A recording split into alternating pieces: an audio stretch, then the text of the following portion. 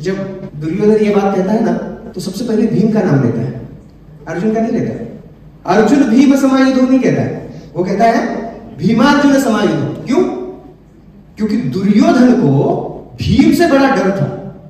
उसको पता था कि मेरा कुछ बैंड बज जाएगा तो वो केवल भीम ही बजा पाएगा, किसी और में इतनी योग्यता नहीं कि वो मुझे कुछ तकलीफ दे पाएगा। क्यों पता है?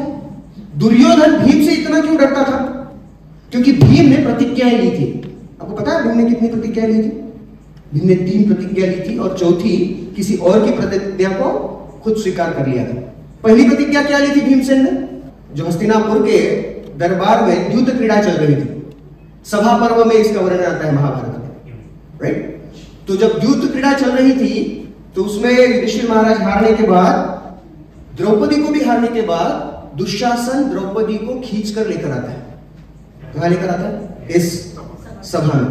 और सभा में द्रौपदी को खींच कर लाया। तब वहां की जो सेनानी है ना, दुर्योधन के पक्ष में जो है, उन्होंने जो कहा वो वास्तविक उनके विनाश का कारण बना है।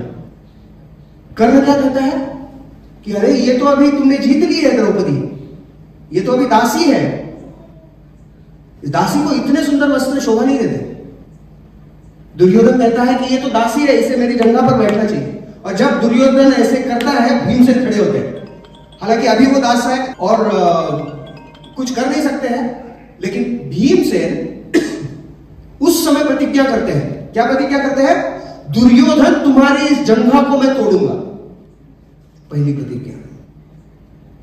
अक्सर भीमसेन जब दुर्योधन की तरफ देखते ना, तो कई बार दुर्योधन की तरफ ज्यादा फोकस ना करते, उसकी जंघाओं की तरफ फोकस करते।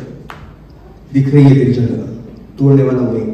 तो युद्ध में भी ना, जब भी दुर्योधन की तरफ भीमसेन आते, दुर्योधन सोचता है कि ये मेरी जंघा को ही देख रहे हैं, इतना चिंतन करते हैं। और अक्सर ऐसे होता है, जिस चीज का हमें बहुत भय होता है उसका चिंतन ज्यादा होता है। कंस, उसे पता था देवकी का 8वां पुत्र मुझे मारने वाला है ना, तो उसे हर जगह कृष्ण ही दिखता। फिर कृष्ण का जन्म हुआ, इतने राक्षस भेजे, कृष्ण ने सबको तोड़ दिया, है ना। मामा गिफ्ट भेजते, भांजा तोड़ देता।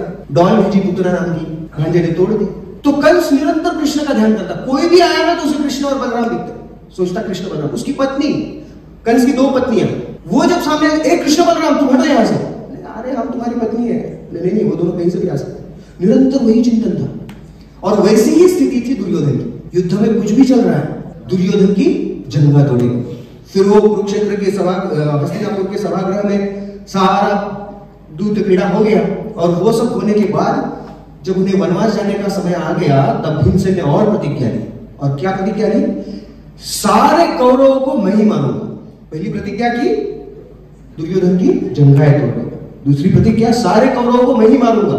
इसलिए जब कुरुक्षेत्र के युद्ध में अगर कोई कौरव पांडवों के पास आता, दुर्योधन या दुशासन या और कोई कौरव युधिष्ठिर महाराज के सामने आता और अभी मारने वाला तो नहीं, बच गए, जाओ तुम भीम की शिकार। सारे कौरवों को भीमसेन ने मारा। पहली प्रतिज्ञा, दुर्योधन की जंघा तोड़ेगा। दूसरी प्रतिज्ञा, सारे कौरवों को भीमसेन जी मारेंगे।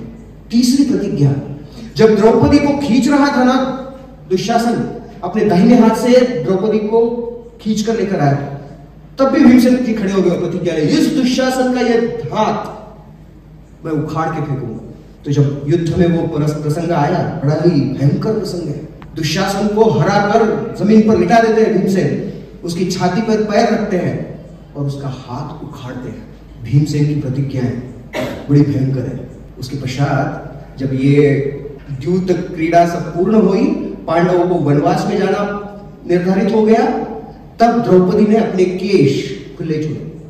वास्तविक रूप में वैदिक सभ्यता में केश खुले छोड़ना ये अच्छा प्रतीक नहीं माना जाता, लेकिन द्रौपदी ने वो खुले छोड़ दिए और कहा कि इन केशों की चोटी तभी बनाएगी जब दुशासन के छाती का, उसके हृदय का लहू, उससे मैं मेरी बाल धोऊंगी।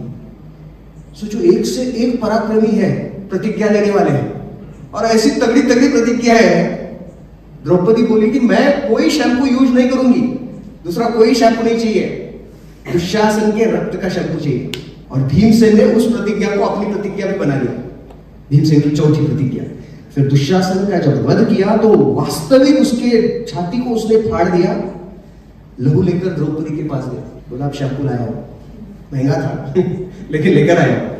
और फिर उससे द्रौपदी अपने बालों को धोती है, फिर स्नान करके चोटी बांधती है। तो ये भीमसेन की जो प्रतिज्ञाएं हैं, इन प्रतिज्ञाओं के कारण सारे कौरव और दुर्योधन ये बड़े डरे हुए रहते थे, क्योंकि उनको पता है बाकी कोई मारेगा नहीं, मारेगा कौन? भीमसेन। इसलिए वो कहता है अत्र शूरा महेश्वासा भीमार्जुन समायुधि।